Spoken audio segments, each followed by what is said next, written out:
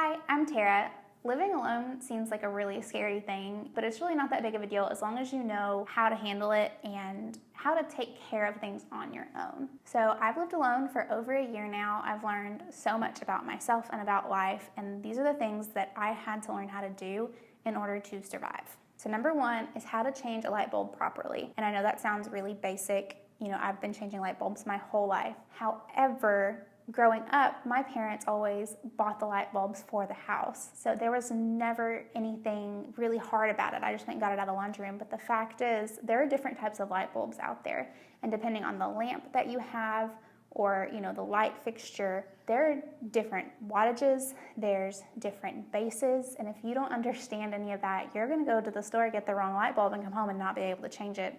Or get the wrong wattage, the light bulb either blows super fast or messes up your lamp. Okay, so number two, and this is gonna sound super weird, but you need to know how to change out a shower head. You wouldn't think that that's like a big deal because, it's just a shower head and why would you ever need to change that out? But if you buy a house that you're moving into and you want to update it, or if you live in a kind of janky apartment or home, you're gonna need to know how to change out a shower head most likely at some point for a few different reasons. If you have a water leak, like it's leaking out of the shower head, not leaking out the wall, and it's, you're not getting the right water pressure or whatever, you're probably gonna need to know how to take that out. And then of course, if you move into a house that someone else has been living in and it's kind of like gross, and if you're moving into a house someone else has lived in, you should absolutely scrub it top to bottom with bleach. You're gonna wanna take that shower head out either to just clean it, to get the waters come out and mildew and whatnot, or you're gonna wanna change it completely because most basic apartments and houses are gonna have basic shower heads, and that's not gonna give you great water pressure. It's not gonna feel great, and if you have super thick hair like I do, it's not gonna get the conditioner out of your hair.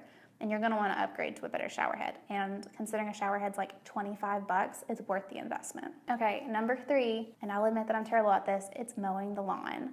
Unless you have an apartment, you're gonna have a yard and you're gonna have to tend to it. And if you don't know how to work a lawnmower, you're probably gonna get fined by the city or your neighborhood coalition or whatever it is. And your neighbors are also gonna gripe you out because it looks like a jungle in your front yard. A push mower is not expensive. And if you're gonna be a mega diva like me and you don't wanna do it anyways, make sure you have money in your budget to pay someone to mow your lawn. And there are a ton of people out there that mow lawns either full-time or just on the side, so you can find a reasonable person at a reasonable price. But just do your research. Okay, number four, you have to know how to decode the laundry tag on your clothes. It baffles me how many people don't know how to do this because it was something I was taught at such an early age. So in your clothing, every single top, pants, shorts, jacket, whatever it is, there's a tag on the inside, typically by your hip, that tells you how to wash it. And if you're paying money for really nice work clothes and just clothes in general, you want to make sure you're washing them properly so that they don't get damaged, because otherwise you're just wasting money and totally destroying something that doesn't have to be destroyed. And in that tag it'll say, if it's dry clean only, if it should not be dry clean, definitely pay attention to that. I've lost a pair of pants that way.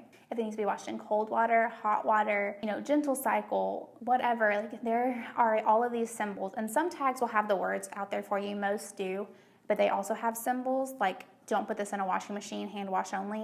And then there are some that are just these little fun symbols, and you need to know what those mean so that you do not jack up your clothes. I promise it's worth learning this. Number five, you have to know how to clean your coffee maker. You might not think you need to clean a coffee maker because you just put water in it and then it makes coffee and you just clean the grounds out and that's all there is to it, but that's not true. Depending on where you live, your water is going to have some hard minerals in it or other stuff. I don't really know where you live, so that's hard to say, but there's stuff in your water, and when water gets hot, things can grow, so you want to clean it out. And then also sometimes coffee makers just get a little jacked up and they kind of explode, and coffee grounds somehow get in the actual coffee maker. You need to know how to clean this out because otherwise you're going to end up with mildew, germs, and subpar coffee. It's super easy. You basically just run some vinegar through it, then you run water through it after the vinegar cycle about twice to get the vinegar somehow out, and it kills everything. And it also makes your coffee maker last longer because when stuff builds up in there, it starts to work slower and slower, and you're gonna get worse coffee and less coffee.